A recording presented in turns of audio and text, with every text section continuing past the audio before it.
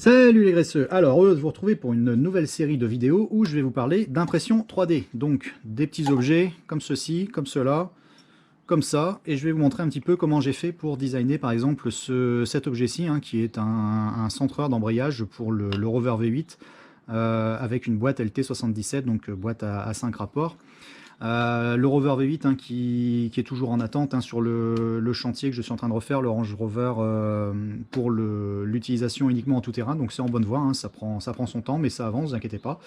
Et on y reviendra assez vite. Donc je vais vous montrer comment j'ai fait. Après sur PC, on va designer ensemble cette pièce-là, vous montrer étape par étape le logiciel que j'utilise. Je vais vous montrer également vers le trancheur comment je fonctionne et les paramètres que j'utilise pour l'impression, et puis également la machine que j'utilise. Je vous montrerai, je vous ferai une vidéo exprès, je la posterai en même temps pour la présentation de la machine et je vous montrerai un petit peu les améliorations que j'ai fait dessus. J'ai pas voulu vous en parler tout de suite parce qu'il fallait quand même le temps de prendre en main, de se former un petit peu et puis d'apprendre. Donc voilà, maintenant ça fait à peu près un an que je réalise des petits objets qui me sont assez utiles. Donc je pense que maintenant je peux enfin vous en parler un petit peu. Donc vous voyez par exemple, j'avais par exemple pour la GoPro, ici, bon ça ce sont des designs qu'on peut télécharger directement gratuitement, donc il suffit de les télécharger en fichier STL et puis on les imprime. Mais ce qui m'intéressait surtout, moi, c'était de pouvoir réaliser des objets pour mon usage personnel. Donc vous voyez par exemple ici, là c'est un bouchon que j'utilise moi par exemple quand j'enlève les allumeurs de Rover V8, et je les mets en lieu et place pour obturer le trou du carter et pour éviter d'avoir des vis ou n'importe quoi qui pourrait tomber dans le moteur le temps qu'on travaille dessus, ou alors éventuellement aussi pour stocker des moteurs. Je fais également des bouchons d'obturation pour les admissions, les échappements, ce genre de trucs, et ça permet de stocker les moteurs beaucoup plus sereinement, et puis éviter d'avoir des rongeurs ou ce genre de bestioles qui peut aller grignoter ou se loger dans les moteurs. J'ai fait par exemple aussi un petit bouchon ici d'obturation pour les entrées de boîtes LT230 au niveau des boîtes de transfert de land. Là ici on a un petit support en bakélite qui est normalement d'origine en bakélite. Ça c'était sur la Citroën DS, donc je vous mettrai les petites photos. Sont toujours des petits supports qui sont en très très mauvais état sur les montages des feux en SEV Marshall par exemple. Donc j'avais redesigné ces pièces là et c'est en place depuis plus d'un an, et tout ça m'a permis de faire un remontage vraiment propre, et ça bouge pas du tout, donc ça m'a bien aidé. Donc vous voyez, c'est vraiment l'usage qu'on peut avoir nous en domestique de ce genre de matériel. Donc on peut designer des pièces qui peuvent vraiment nous aider. Alors qu'avant, on avait besoin, par exemple ici, ça c'est un mandrin c'est un centreur d'embrayage aussi, mais pour un embrayage de Lada Niva. Pendant des années, j'ai fait des Lada Niva. Et après, vous voyez, je l'ai redesigné ici en 3D, directement en PLA. Donc il est beaucoup plus léger. Bon, celui-ci a bien servi également. Donc ce sont des pièces qui, vous voyez, vont avoir exactement la même utilité. Mais bon, quand vous n'avez pas accès, par exemple, à un tour et une fraiseuse, ce genre de truc, ce qui demande un peu plus d'usinage, vous pouvez le faire en 3D et ça remplit parfaitement la fonction.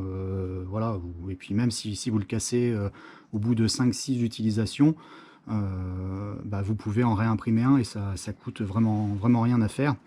J'en ai fait un également pour par exemple, ça c'est pour les centreurs d'embrayage de 404. Et puis avant, moi je fonctionnais par exemple ici sur les embrayages de V8 que je faisais avant, j'avais un arbre d'entrée de boîte directement, de LT77, qui venait en lieu et place et qui me permettait moi de centrer, de monter mon embrayage, et après je le retirais. Donc vous, si vous ne l'avez pas, je vous encourage à réaliser ce genre de petits design. Donc vous voyez, j'ai réalisé aussi par exemple des petites boîtes, des petits coffrets, parce que j'avais explosé ma boîte d'origine, ou pour les petites décopes d'air. Bon, ça peut être bien aussi. Et donc voilà l'usage, vous voyez, au niveau du centreur. Voilà, donc on va être nickel au moment du montage. Et puis voilà, quand on le retire, tout est prévu pour que ça aille bien au niveau du petit pion en bronze, au niveau du vilebrequin. Et puis je vais vous montrer par exemple sur un embrayage. Ça c'est un ancien disque de Rover V8 il est complètement fusillé celui-ci. Mais voilà, ça vous permet de voir un petit peu le type d'utilité qu'on peut avoir. Donc quand vous prenez vos mesures, à l'aide de votre pied à coulisse, voilà, vous relevez simplement, et vous prenez là ici au niveau des cannelures, Voilà, au niveau de l'externe, hein. Prenez pas les cannelures les plus profondes, hein, parce que ça va vous induire en erreur. Il faut prendre les cannelures, le diamètre minimal, ici.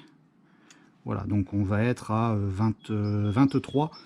Donc après, je vais vous montrer, hein, au niveau des paramètres et puis du matériel que j'utilise, voilà, les réglages que je vais faire, parce que quelquefois, en fonction du PLA que vous allez utiliser, de la température d'impression, de beaucoup de paramètres, vous pouvez avoir des impressions qui sont plus ou moins réussies et puis un résultat qui est plus ou moins bon.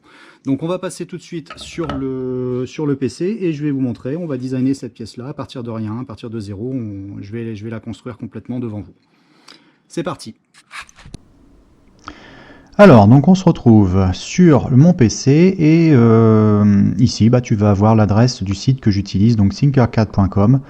Moi, je t'encourage peut-être à ouvrir, si tu souhaites vraiment te lancer dans des conceptions assez simples, directement sur cette plateforme en ligne qui va te permettre, en te mettant à disposition des objets, tout ça, de matérialiser vraiment des formes simples. Donc, il en existe d'autres, hein, tu as Fusion 360 ou ce genre de truc. Après, celui-ci, vraiment, il peut faire le boulot pour des formes vraiment basiques, ou alors te lancer, découvrir vraiment le monde de la conception 3D. Ça peut être un bon moyen de se lancer. Donc, connexion, je vais me loguer sur ma session. On se retrouve tout de suite. Voilà, donc ma session est ouverte. Tu vas retrouver ici dans mon petit catalogue, en réalité ce sont des objets que j'ai conçus au cours des derniers mois et que j'ai conservé. Tu as par exemple, oui, le centreur, tu vois, il est ici, hein, donc je l'ai conservé. Et comme ça, je peux le rééditer à souhait. Et moi, ce que je te propose de faire, c'est de concevoir de nouveau cette pièce. Pour ça, je vais te montrer un petit peu au niveau de la prise en main comment tu peux envisager de le faire. Donc, on va faire une nouvelle conception.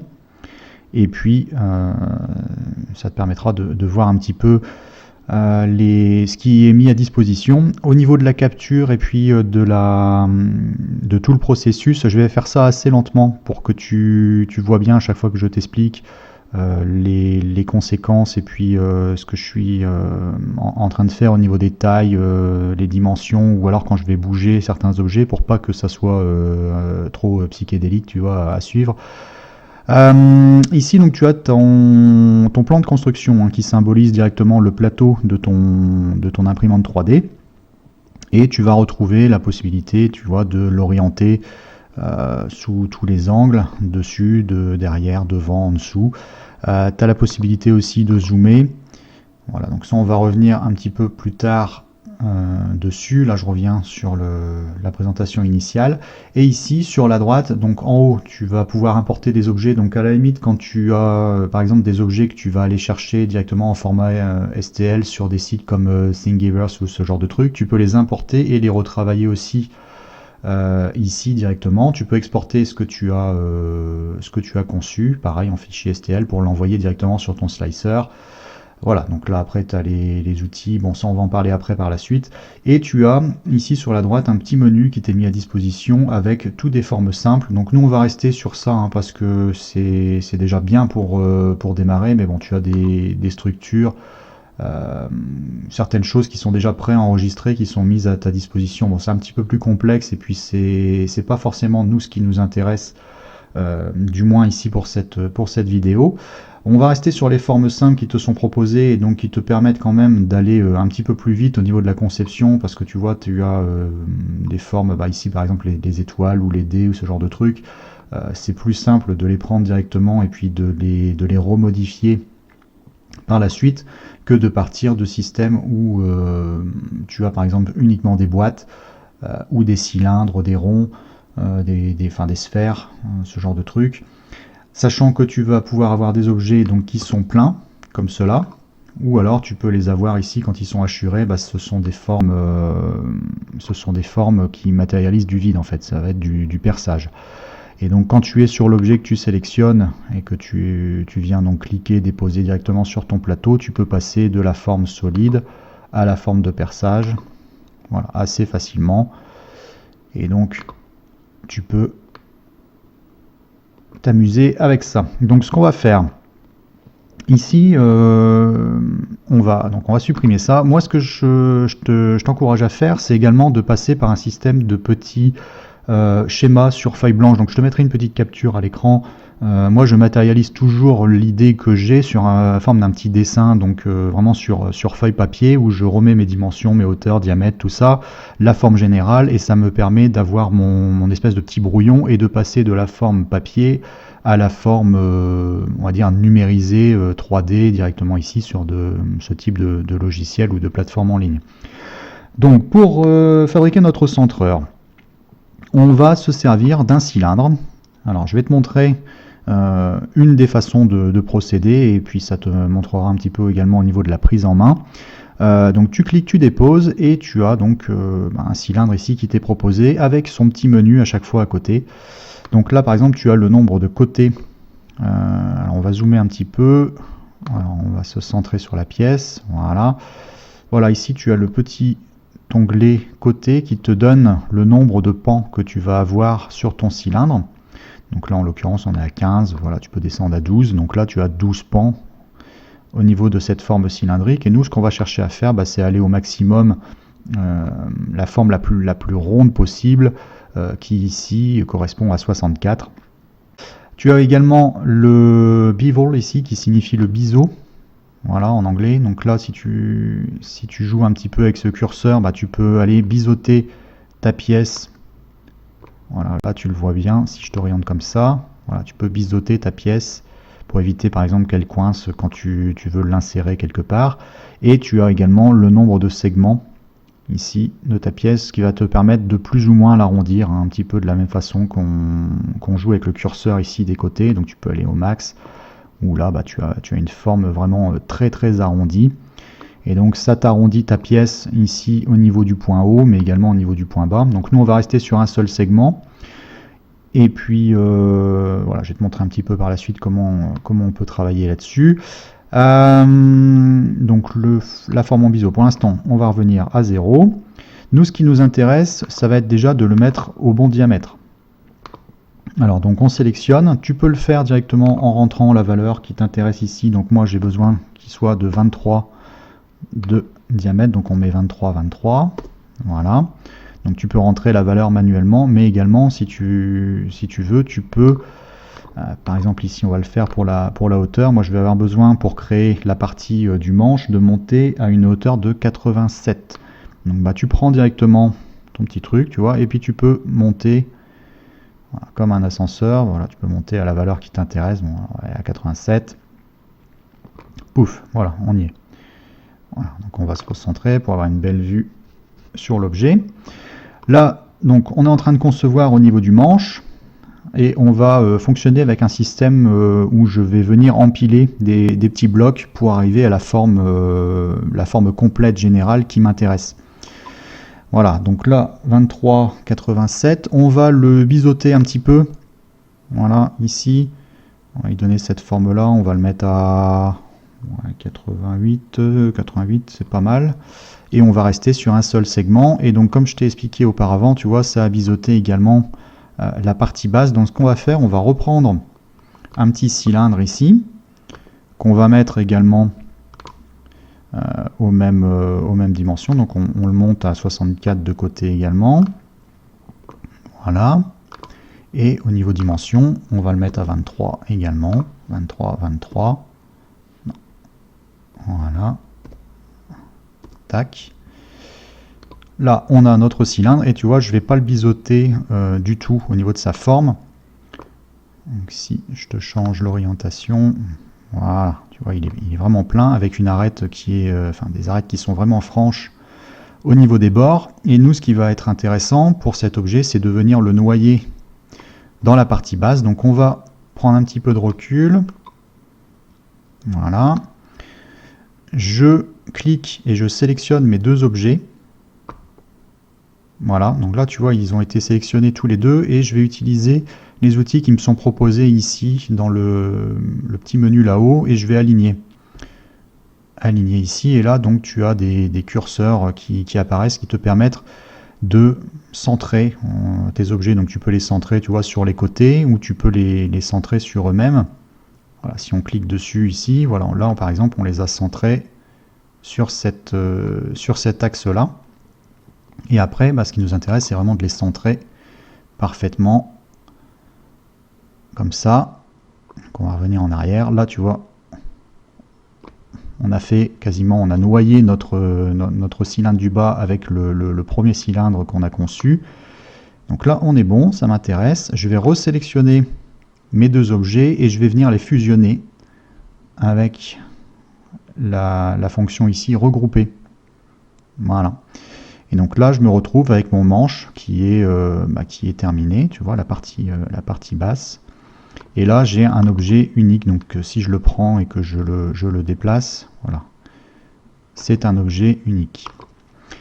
Après, ce qui peut nous intéresser, ça va être de faire la partie ici supérieure qu'on va venir introduire directement dans le vilebrequin, hein, parce que là, ici, si tu veux, tu es davantage sur la partie qui permet de centrer ton disque d'embrayage.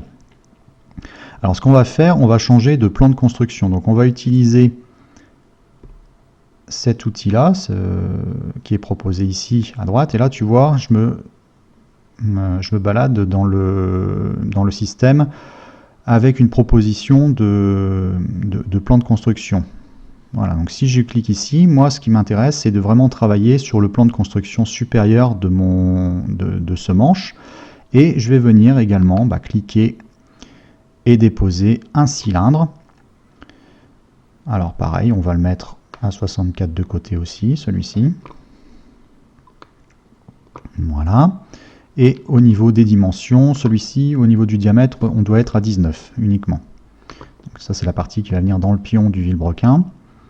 19, 19. Et en hauteur, ce qui nous intéresse, c'est d'avoir 33. Parce que j'ai une pièce qui, en hauteur totale, doit être à 120.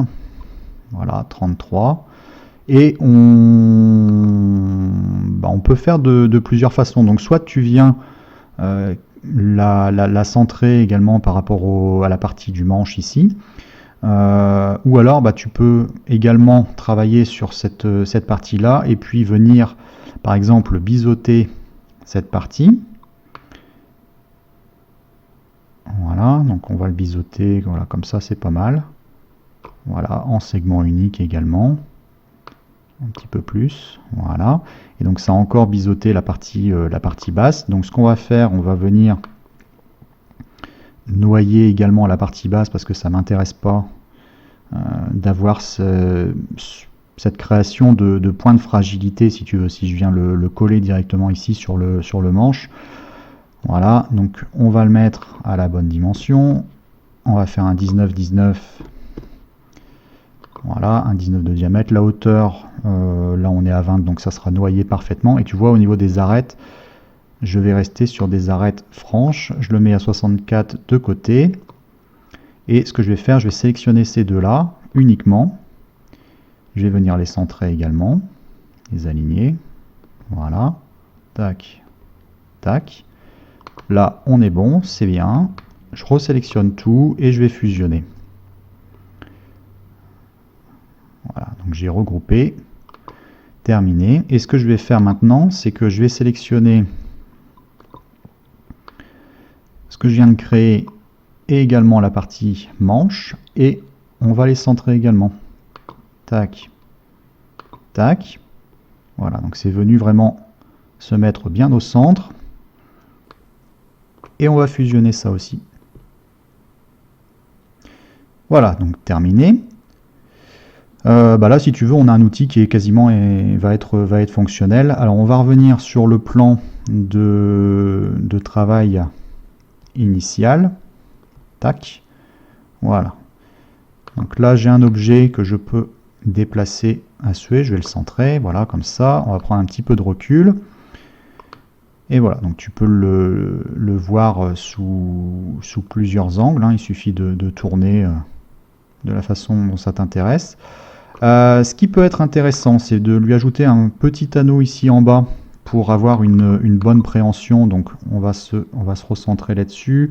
Un petit anneau, on va utiliser ça. Voilà, donc cliquez, déposer également. Et lui, on va le mettre en diamètre, bon, on va monter à 25. Voilà, 25, 25. Et au niveau de la taille, bon, on va regarder ce qu'on peut faire. Le nombre de côtés, bon, c'est pas tellement intéressant. Ça c'est pareil, on va le mettre le plus rond possible. Voilà, et donc si je le place ici, donc tu vois, je peux le déplacer directement. Alors, on va essayer d'utiliser le centrage, ça sera pas mal. Voilà, toujours pareil. On va le centrer. Tac, tac. Et là, qu'est-ce que ça nous donne visuellement? Bah, tu vois, voilà, on a ce petit anneau supplémentaire qui dépasse et qui permet de venir bien retirer l'outil une fois qu'on a centré notre embrayage. Donc on va le laisser comme ça. Pouf, on va regrouper ça également. Voilà, donc là on est bon. Voilà. Donc là c'est une conception assez rapide, hein. Donc j'ai pris un petit peu le temps quand même de t'expliquer pour que tu vois bien ce que je fais.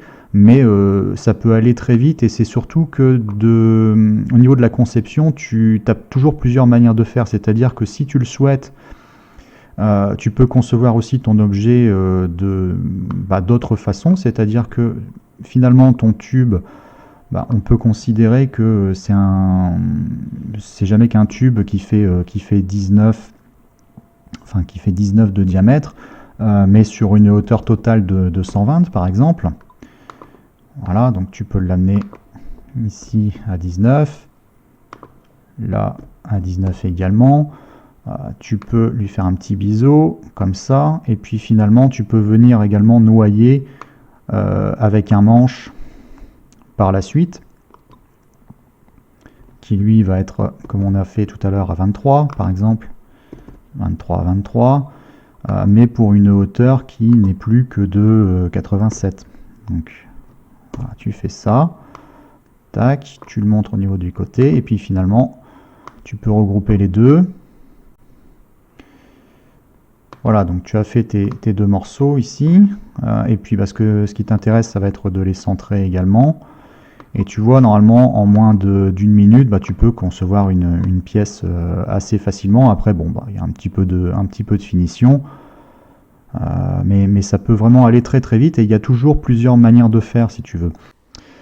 Alors, donc, petit bug, hein, désolé, tu vois, quelquefois c'est un petit peu ralenti au niveau de la capture, c'est le PC qui rame. Certainement au niveau de la mémoire. Je te propose par exemple ici de t'intéresser à tout ce qui va être perçage également. Donc tu vois, ce qui peut être intéressant, admettons, on va monter en perçant de part en part au niveau de notre objet, on va monter à une hauteur de 140 par exemple, et on veut faire un trou d'un diamètre 10 en son centre. Et ben c'est simple, tu vois, tu te mets à 10, 10, voilà, 10 de diamètre, on est à 140 de hauteur, et puis on va centrer tout ça. Voilà, voilà. Donc là tu vois, tu as bien un trou qui va se faire en son centre. Voilà, si tu regardes par dessus, on va fusionner ça, bien, tac, voilà. Donc là tu as percé ta pièce, et ça peut être assez intéressant dans la mesure où quelquefois quand tu le repasses dans ton slicer après, tu peux déterminer certaines épaisseurs de parois ou ce genre de truc, et ça te permet quelquefois même de renforcer ta pièce en la perçant comme ça. Donc bon, à voir en fonction de ce que tu souhaites faire. Bon, moi ça m'intéresse pas d'avoir un perçage ici sur cette pièce là, donc on va supprimer la partie qui est là. Tu as toujours également les raccourcis qui te permettent via CTRL-C, CTRL-V, tu vois, de dupliquer un objet. Ça peut être intéressant également. Donc là, bon, on supprime.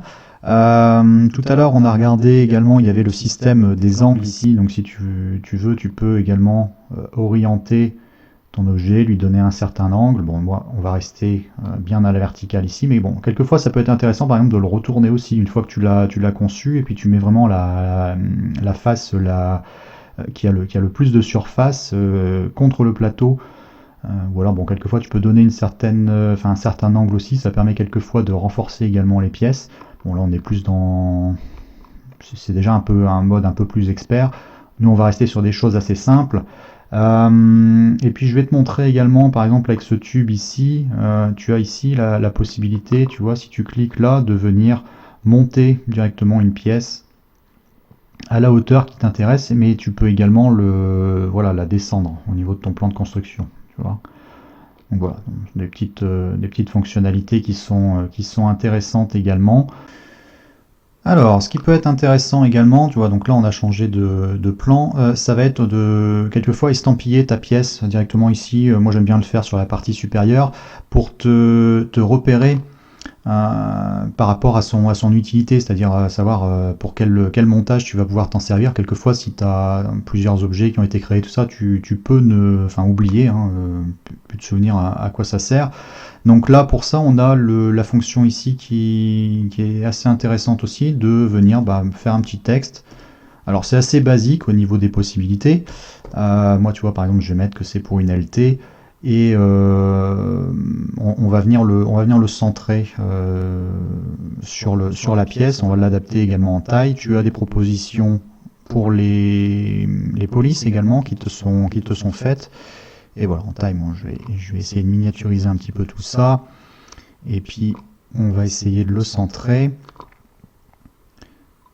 Boum. Boum. Voilà, donc là, c'est centré. Par contre, la hauteur, tu vois, elle est énorme. C'est beaucoup trop. Alors, est-ce que ça peut m'ouvrir le truc? Voilà, si je m'intéresse uniquement à ça. Voilà, le texte. Alors, le texte, tu vois, au niveau hauteur, bon là, ils m'ont mis 19, c'est énorme, on va passer à 2 mm. Voilà, c'est largement bien. Et là, par exemple, voilà, on a notre petit lettrage qui vient sur la partie supérieure. Bon, on peut faire ça, tu vois, je vais fusionner. Sachant que ce qui peut être intéressant aussi, c'est quelquefois de travailler avec du lettrage en perçage. C'est-à-dire que tu viens, je pense qu'on appelle ça un motif en point, où tu viens directement faire ton lettrage dans la partie pleine de ta pièce. Donc ça peut être sympa aussi. À toi de voir, sachant que bon, ça consomme moins de fil en fait. Tu rajoutes pas d'épaisseur. Voilà, donc là je pense qu'on a fait le tour vraiment au niveau de la prise en main. Je t'ai montré normalement pas mal de choses, un maximum de choses. Au niveau de la capture, je suis désolé, ça bug et tout ça quand même de temps en temps, donc ça c'est dû à la mémoire et tout ça. Puis bon, j'ai recommencé la capture quand même plusieurs fois, donc ça devient c'est assez pesant.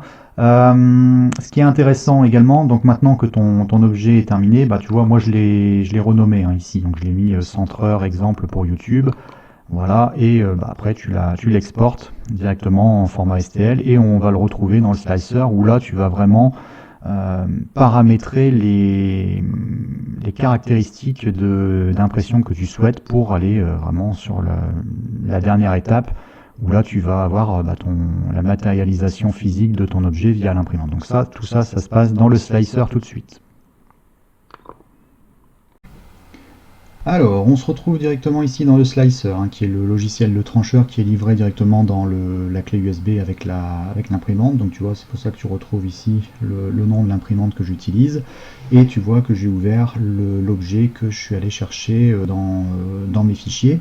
Donc, c'est mon centreur ici au niveau de l'embrayage pour la LT77. Et là, je suis en mode d'impression simple. Donc tu vois, même à la limite, tu passes comme ça par le trancheur, ça te matérialise. Et puis tu retélécharges directement via le bouton ici sur ta clé USB, ça va te l'enregistrer, tu mets la petite carte SD dans l'imprimante et finalement tu n'as pas grand chose de plus à faire pour passer du virtuel à un objet physique que tu vas pouvoir imprimer. Bon, après, ce qui peut être intéressant, c'est d'aller commencer à trifouiller un petit peu dans tout ce qui va être système de réglage, paramétrage, tout ça. Donc je vais te montrer un petit peu ça vite fait, sachant que là, on est dans un paramétrage qui est simple. Donc là, on est sur la version vraiment simple, tu vois, tu as juste quelques petits boutons qui te permettent de changer au niveau de la finesse de l'impression que tu vas pouvoir souhaiter, entre une qualité que tu vas faire vraiment en impression très très vite, avec une finesse qui est à 0,2 mm, et puis plus tu vas mettre du temps et plus tu vas être fin au niveau de ton impression, meilleure sera ta qualité, mais bon, tu vois, tu mets également plus de temps, parce qu'on était parti sur 1h10 en rapide. On va monter beaucoup plus là si on le fait avec une impression un petit peu plus fine. Donc on va attendre, là c'est en train de calculer. Donc tout ça étant avec les paramétrages que tu as pu faire au départ, de calibrage et tout ça, que tu peux rentrer en mémoire. Donc, tu vois, voilà, la durée est passée quand même un peu plus élevée. On va revenir en rapide. Et puis je vais te montrer également ici au niveau des supports d'impression, parce que là on est sur le plateau de ton imprimante. Le support d'impression n'est pas matérialisé, mais tu peux choisir de l'imprimer directement sur un petit radeau, donc ça va rajouter un petit peu de temps, faire des petites bordures, ou alors d'imprimer directement l'objet s'il a une surface de contact qui est vraiment suffisante au niveau de ton plateau, et qui va adhérer vraiment bien. Donc là c'est le cas, on a un appui qui est suffisamment bon et tu peux monter ton objet directement, ce qui fait qu'une fois que ton objet est imprimé, tu le décolles de ton plateau et tu n'as pas de petits radeaux, de petites bordures à supprimer. Donc là c'est pareil, si tu vois on va la supprimer, admettons sur cette impression là, tu vas regagner un petit peu de temps et tu peux aller relativement vite. Là on va passer à moins d'1 heure pour ça, pour un objet comme ça sans radeau. Et là j'ai mon paramétrage avec le nombre de mètres que je vais consommer au niveau de mon fil, le poids, et puis ça me donne une valeur, tu vois, de production en euros. Donc là ça dépend du tarif auquel tu arrives à toucher ton fil d'impression. Donc voilà, on va terminer ça et après je vais te passer sur un mode un peu plus expert où là je vais te montrer via le trancheur et les étages et tout ça comment on peut améliorer un petit peu la chose. Donc on le laisse terminer de calculer. Voilà, donc tu vois 1h04, donc tu gagnes pas grand chose. Voilà, mais on peut le sauver de cette façon là. Alors voilà, donc bon, je t'ai pas parlé au niveau de l'objet ici directement aussi, tu peux retrouver quelques petites fonctions qui te permettent également de jouer quelquefois sur les angles, tu peux pencher, tourner ton objet, tout ça, tu peux travailler également sur l'échelle au niveau des tailles, même à ce stade là, tu vois, et puis bon, il y a d'autres boutons. Nous, ce qui nous intéresse, ça va être de basculer de ce mode assez simple à un mode un peu plus complet, voilà, qui va s'afficher maintenant.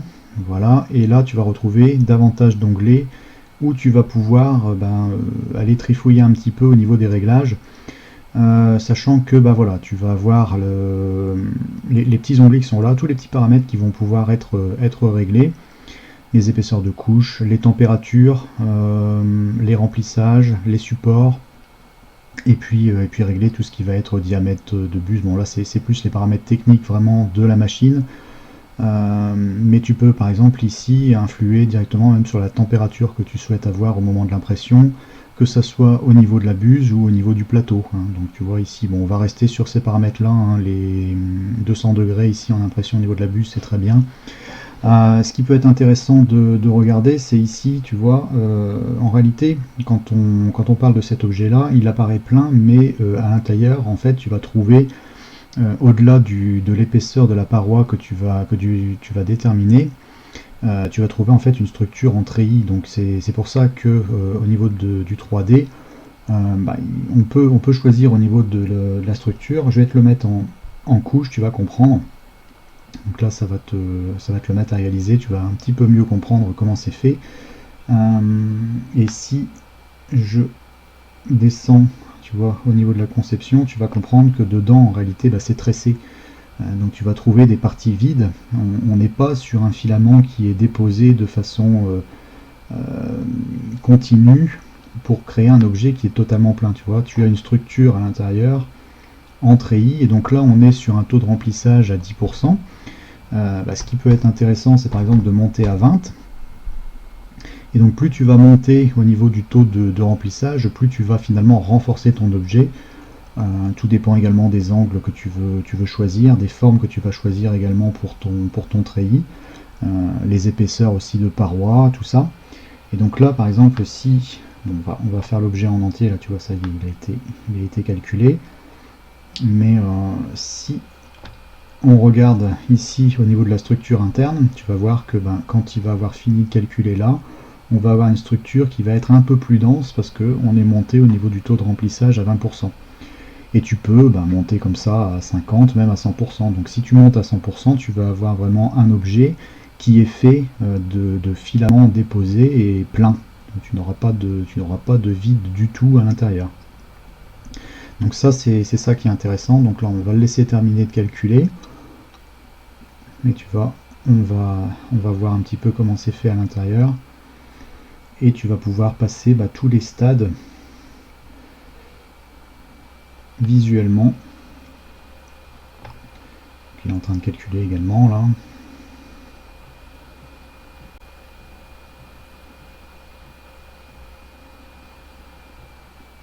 Voilà, donc là tu vois, tu as la structure qui commence à apparaître. Voilà, à ce stade-là, tu vois, on a augmenté la structure ici en treillis à l'intérieur, et donc tu peux changer tout ça. Donc voilà, je t'ai montré vraiment grosso modo à quoi ça pouvait ressembler au niveau des paramétrages. Tu vois ici tu peux régler certaines choses, donc là c'est vraiment avec le temps, on est sur des réglages qui sont quand même un peu plus experts quand tu as vraiment la machine bien en main et que tu as noté vraiment comment elle fonctionnait, le résultat que ça te donnait par rapport à ce que tu avais conçu, si tu avais finalement une pièce qui correspondait bien à ce que tu souhaitais, si tu n'avais pas finalement des pertes un petit peu d'épaisseur ou un diamètre qui par exemple que tu souhaites à 20 et puis tu n'obtiens pas tout à fait 20 parce que tu as plutôt 19,7 ou ce genre de truc. Bon, tu peux commencer à aller régler et puis trifouiller un petit peu là-dedans. Tu peux également entrer des codes pour faire des pauses à certains moments, par exemple changer des couleurs de filaments, ou laisser reposer un objet, ou insérer par exemple un objet métallique, je pense par exemple un petit écrou, ou un petit boulon que tu vas mettre à un certain moment, et puis tu vas reprendre l'impression par la suite pour noyer le tout dedans. Voilà, donc là tu vas vraiment avoir le système de codage, et sinon tu reviens en mode simple, c'est déjà pas mal, en fait tu peux déjà faire beaucoup de choses, voilà, en affichage normal. Et donc là, en réalité, tu passes par le trancheur, tu matérialises l'objet, tu restes sur les réglages de simple, tu choisis ta vitesse d'impression, si tu veux un radeau, un support, quelque chose, et puis c'est parti. Voilà les graisseux, donc à bientôt, j'espère que tout ça vous sera utile, que ça vous permettra éventuellement de commencer, de débuter. Ça s'inscrit dans la continuité au niveau de la chaîne avec tout ce qu'on peut déjà faire, c'est vrai que c'est le genre d'outillage et tout ça qui peut nous être utile en usage domestique, et puis on est vraiment dans la continuité de ce qu'on fait déjà nous-mêmes au niveau de la méca. Le 3D ça peut venir nous aider. Donc voilà, petit aperçu avec tout ça, avec ces petits objets. Allez voir l'autre vidéo au niveau de la machine, ça vous permettra de voir un petit peu comment ça fonctionne, et puis de faire peut-être les premiers pas dans la conception 3D. Allez, à plus les graisseux, ciao, moi je m'en remets sur le boulot avec le chantier du range pour le tout-terrain. Ça suit son cours, il y aura des nouvelles bientôt sur la chaîne. Ciao.